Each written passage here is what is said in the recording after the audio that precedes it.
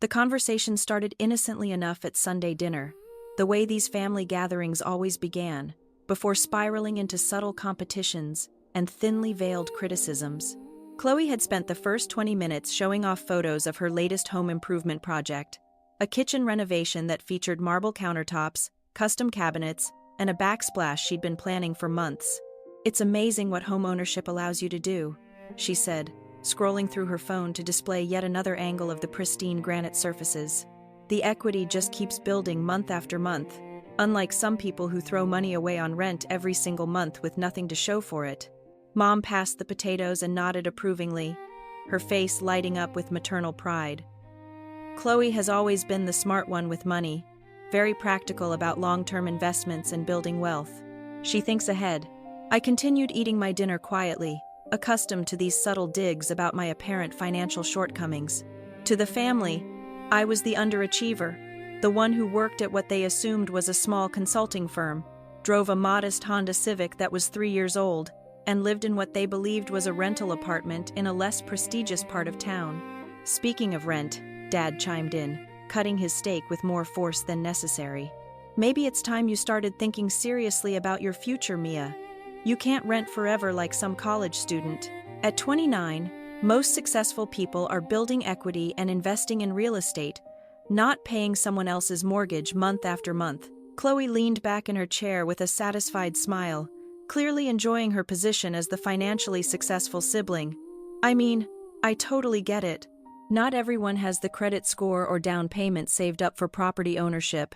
The requirements are pretty steep these days, but there are first-time buyer programs available, even for people in your particular situation." The condescension dripped from every carefully chosen word. Chloe had always positioned herself as the accomplished sibling, the one who had her entire life mapped out and executed perfectly. She'd graduated from business school with honors, landed a prestigious marketing position at a major pharmaceutical company, and purchased her first house at 26 with what she claimed was careful financial planning and disciplined saving. Meanwhile, I was just Mia, the quiet one who kept to herself, never seemed to amount to much professionally, and appeared content with a modest lifestyle that screamed underachiever to anyone paying attention. "The housing market is incredibly competitive right now," Uncle Dave added from across the table, always ready to pile on when the family discussed my various shortcomings. "You need substantial income, perfect credit, and a significant down payment. It's definitely not for everyone. Some people just aren't cut out for that level of financial responsibility." I nodded politely and took another bite of green beans, my standard response to these weekly assessments of my life choices. "You're all probably right about that. Don't get me wrong," Chloe continued, clearly relishing the spotlight and the opportunity to showcase her superior understanding of personal finance. "There's absolutely nothing wrong with renting. Some people just aren't cut out for the responsibilities that come with homeownership. The constant maintenance, the property taxes, the insurance premiums, the HOA fees. It's a lot to handle, and it requires a certain level of financial sophistication." Mom reached over and patted my hand sympathetically, her expression mixing concern with disappointment. "Maybe you could start small, honey. A little condo or townhouse, something manageable. Work your way up gradually." "If she can even qualify for a mortgage," Dad muttered, not quite under his breath, but loud enough for everyone to hear. The family dinner continued for another hour and a half, with more detailed stories about Chloe's home improvements, her recent promotion to senior marketing manager, and her ambitious 5-year plan to upgrade to an even larger house in the suburbs with a 3-car garage and a swimming pool. I listened quietly, occasionally nodding when someone addressed me directly, maintaining the role I'd played for years. As we were clearing dishes and preparing dessert, Chloe cornered me in the kitchen while the others moved to the living room. "I hope you don't take what Dad said too personally. He just wants to see you succeed and build something meaningful." "We all do, really." "I know," I replied methodically, rinsing plates and loading them into the dishwasher. "If you ever want some advice about getting pre-approved for a mortgage or connecting with a good real estate agent, I'm totally happy to help," she offered. "I know this amazing woman who specializes in helping first-time buyers, especially those working with more limited budgets. She's very patient and understanding about different financial situations." I smiled and thanked her for the generous offer, maintaining the facade that had become second nature over the years. The drive home gave me time to reflect on the evening's conversation and the familiar patterns that had emerged. This wasn't new territory. These family dinners had followed the same basic script for years. Chloe would showcase her latest achievement or acquisition. The family would praise her financial acumen, and I would sit quietly while they discussed my apparent lack of ambition. What they didn't know, what none of them had any idea about, was that I'd been paying Chloe's mortgage for the past 2 years. It started small and innocuous, the way these things often do. Chloe had called me in tears about 18 months after buying her house, explaining through sobs that her marketing job wasn't as stable as she'd initially believed. The pharmaceutical company was going through a major restructuring, her entire department was being eliminated, and she was facing a 3-month gap in employment. "I don't know what I'm going to do, Mia," she'd sobbed over the phone. "The mortgage payment is $3,200 every month, and I've only got enough in savings to cover maybe 6 weeks. I can't lose this house. Not after everything I went through to get it." She begged me not to tell the family. Her carefully constructed image as the successful sister was everything to her. So, I helped. Initially viewing it as a temporary solution, I set up a monthly automatic transfer from my business account to hers. It was supposed to be brief, but then she found a new job that paid significantly less, a $30,000 annual pay cut. She kept the house by continuing to accept my monthly payments, framing them as a temporary loan she would definitely pay back once she got promoted. That was over a year ago. While Chloe delivered lectures about building equity, I was literally financing her version of the American dream. Every month, I transferred $3,200 to keep her afloat while she basked in the family's admiration. The consulting firm I supposedly worked for was actually a cover for my real business, a property management company I'd built from the ground up. I owned 17 rental properties scattered across the city. My business was thriving so well that I could subsidize my sister without feeling it, but explaining that reality would destroy the family dynamic. Monday morning brought my usual routine. I checked the overnight email from my property manager, Linda. My 17 properties were performing well with occupancy rates above 95%. Linda reported that the Riverside property was getting multiple applications above the listed rent. I approved a rent increase and moved on. Then, my phone buzzed with a text from Chloe. "Thanks again for dinner last night. Mom loved it. By the way, I'm super excited about the new backsplash. Already thinking about redoing the master bathroom next. You know how home improvement projects go." I stared at the message. The bathroom upgrade would cost another $15,000 to $20,000 money she didn't have. That evening, I made a decision. I called Linda first. "I need you to stop processing the monthly payment from Chloe for the Riverside property effective immediately. Stop accepting any payments from her entirely starting next month." Next, I called Chloe. "Mia, what's up?" she answered cheerfully. "We need to talk about the monthly mortgage payments," I said bluntly. "They're stopping. Next month will be the last payment." Silence stretched for nearly 30 seconds. "What do you mean stopping?" "Mia, you know I can't afford the full mortgage payment on my own. We had an arrangement for 24 months, but I can't continue subsidizing your lifestyle indefinitely." "But I'm finally starting to get ahead financially," she protested. "The bathroom renovation will add significant value." "Mia, I can't keep subsidizing your mortgage while you lecture me about financial responsibility," I cut in. "Last night you spent an hour explaining why I should buy property while I pay your mortgage every month. I can't lose this house, Mia. It would destroy me professionally. If the family found out, that's not my problem to solve anymore."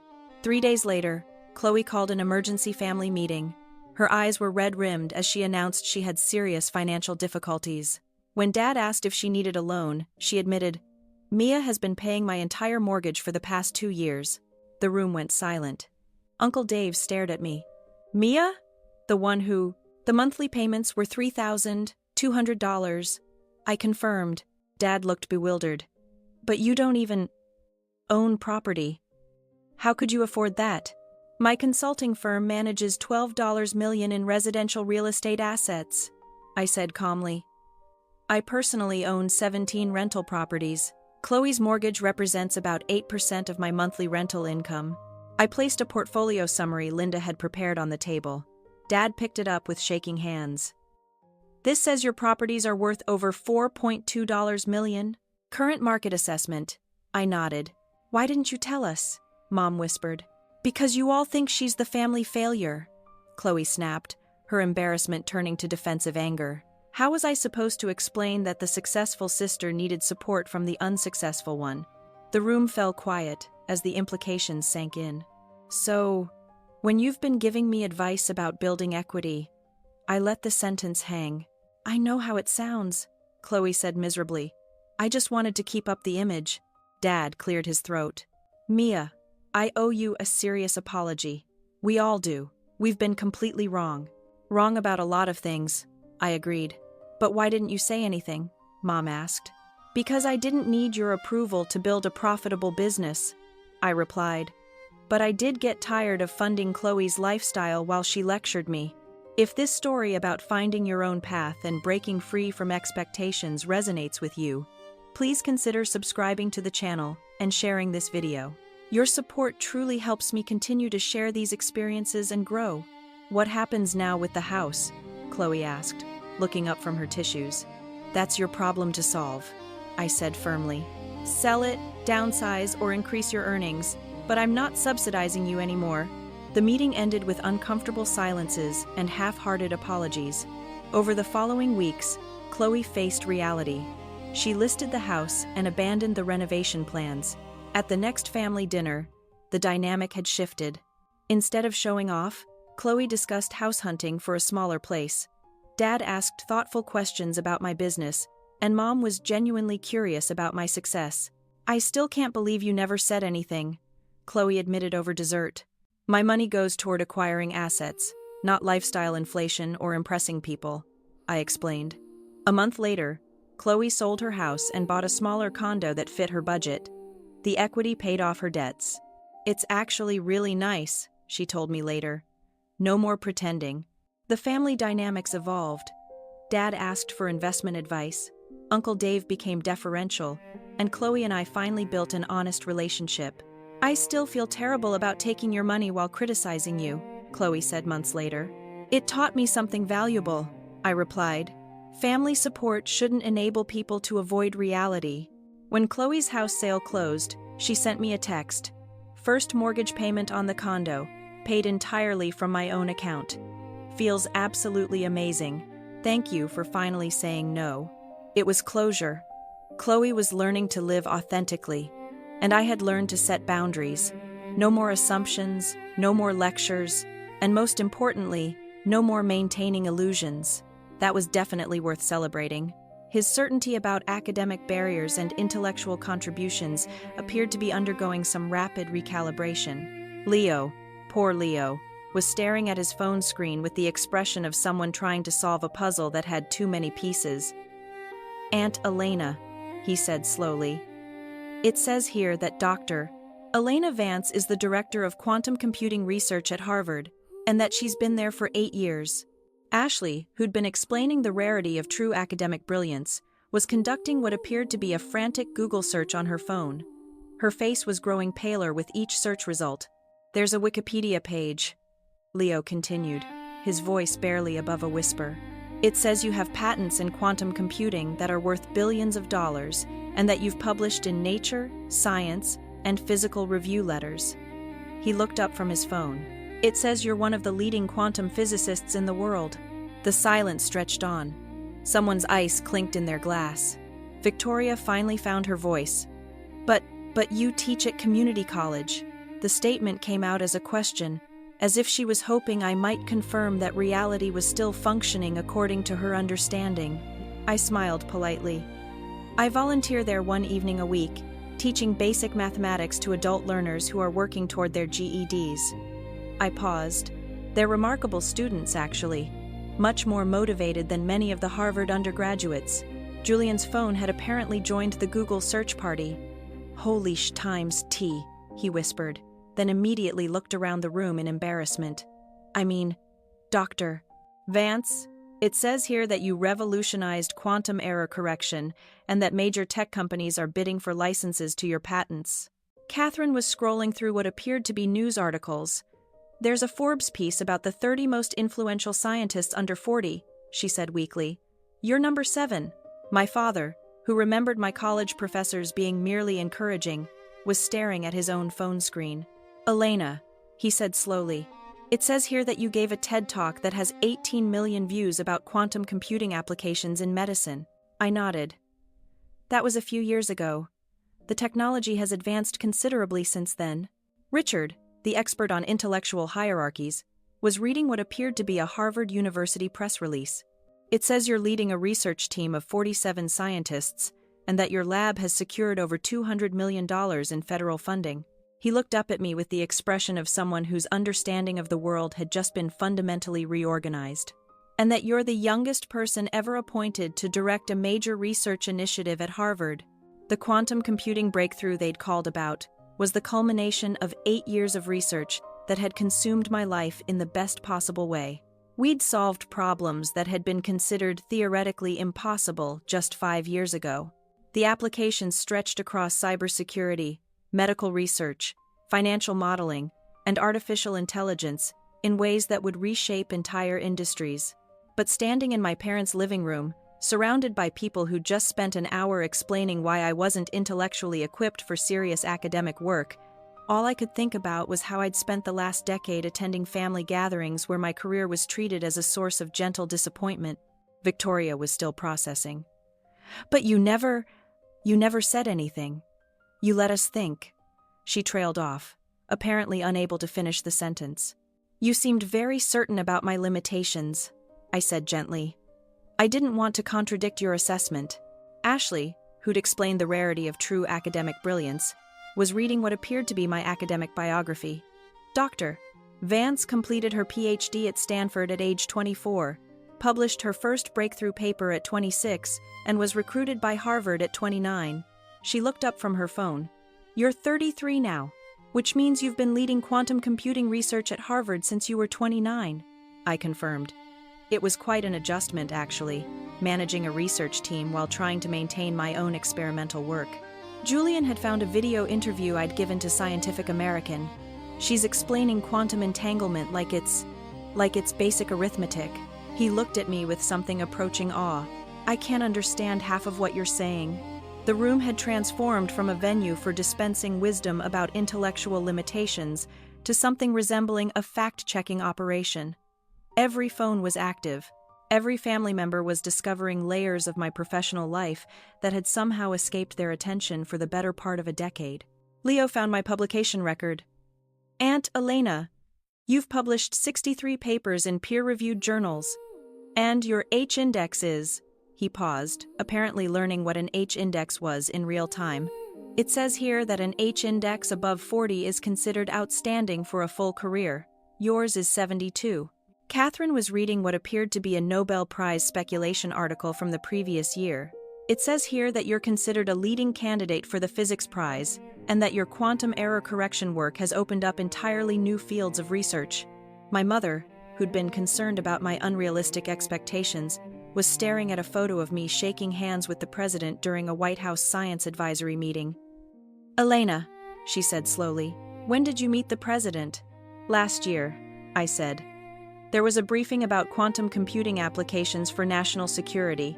Several of us were asked to provide technical guidance. Richard was reading what appeared to be a patent database. The intellectual property portfolio associated with your research is valued at $8.7 billion.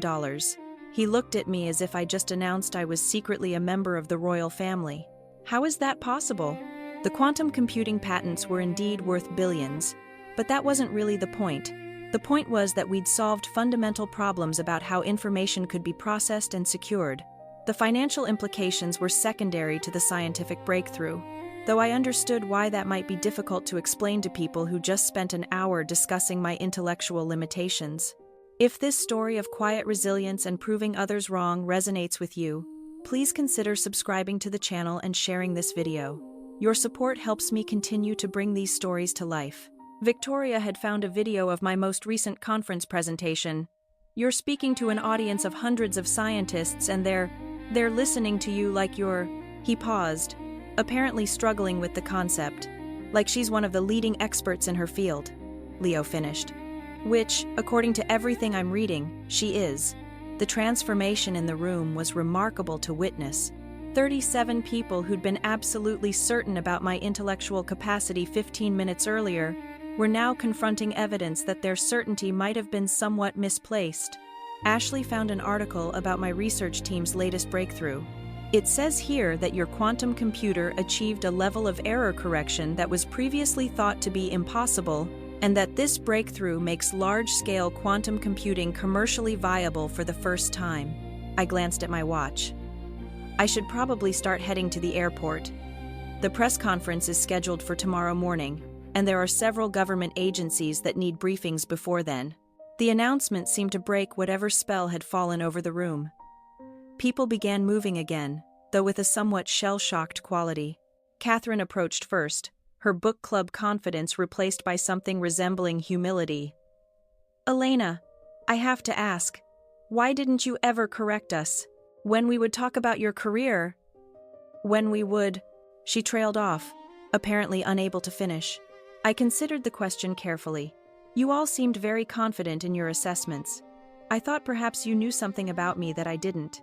Julian, who'd been explaining intellectual hierarchies with such authority, was scrolling through articles about quantum computing applications. "Dr. Vance, Aunt Elena, I'm reading about how your research is going to revolutionize cybersecurity, medical imaging, financial modeling." He looked up at me. How did we not know any of this? It was a fair question. I'd been living a double life of sorts. Internationally recognized quantum physicist by day, family disappointment by evening. The compartmentalization had become so natural that I'd stopped thinking about it as unusual. Victoria was still holding her phone, staring at a photo of me receiving an award from the National Science Foundation. "But you're so normal when you come to family gatherings. You never act like—" She gestured helplessly. "Like someone who's revolutionized quantum computing," Leo suggested. He'd apparently become the family's designated Google researcher. Richard was reading what appeared to be a news article about federal science funding. "It says here that your research has strategic national importance, and that you work closely with the Department of Defense, the NSF, and NASA." He looked at me with something approaching reverence. Are you going to be in trouble for missing meetings to come to Leo's graduation party?" I smiled. The breakthrough happened faster than we expected.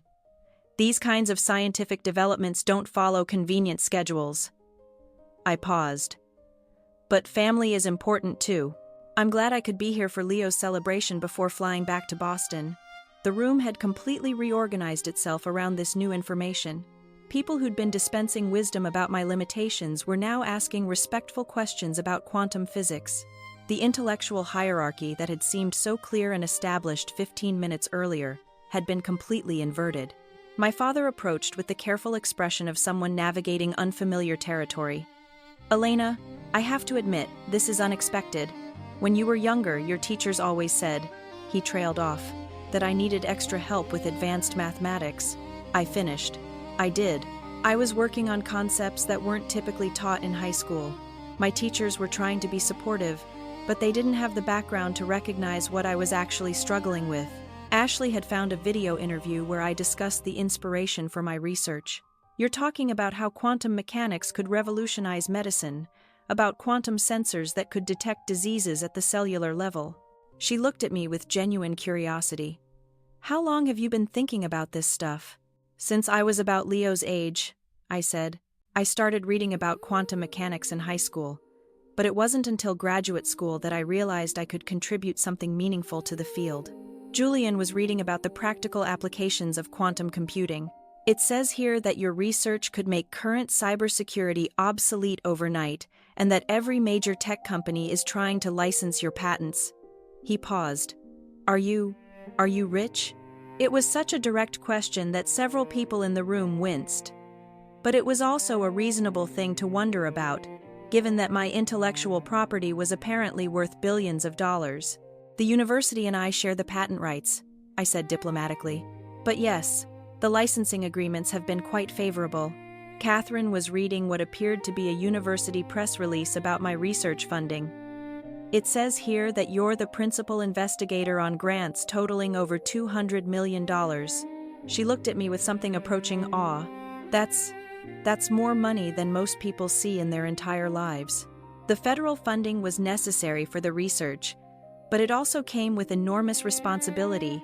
$200 million meant that 47 brilliant scientists were depending on my ability to ask the right questions and design the right experiments. It meant that multiple government agencies were counting on our research to advance national security and economic competitiveness. But explaining all of that to people who just discovered I wasn't actually a community college math teacher seemed like it might be overwhelming. Leo had found a documentary that featured my research. There's a whole section about how quantum computing could revolutionize artificial intelligence in medical research. He looked around the room. Aunt Elena is basically helping to build the future. The transformation was complete. The family gathering had evolved from a celebration of Leo's high school graduation to an impromptu seminar on quantum physics and the nature of intellectual achievement. People who'd been experts on my limitations were now asking me to explain concepts that had taken me years to master. Victoria approached with the careful expression of someone who realized they might need to apologize but wasn't quite sure how. Elena, I have to ask, when we would talk about your career, when we would suggest that community college teaching was more your speed, what were you thinking? I considered the question. What had I been thinking during all those family gatherings where my professional life was dissected and found wanting? Mostly, I'd been thinking about quantum error correction algorithms and the fundamental nature of information processing. The family conversations had felt like background noise compared to the problems I was trying to solve in my lab. I was usually thinking about work, I said. Honestly, quantum mechanics is pretty consuming once you get deep into it. Julian was reading an article about the commercial applications of my research. It says here that your quantum computing breakthrough could be worth hundreds of billions of dollars to the global economy. He looked at me with something approaching disbelief. You've basically invented the future. The future felt more modest from my perspective. We'd solved some important problems about how quantum systems could maintain coherence long enough to perform useful calculations. It was significant work, but it was also the result of thousands of scientists building on each other's discoveries over decades.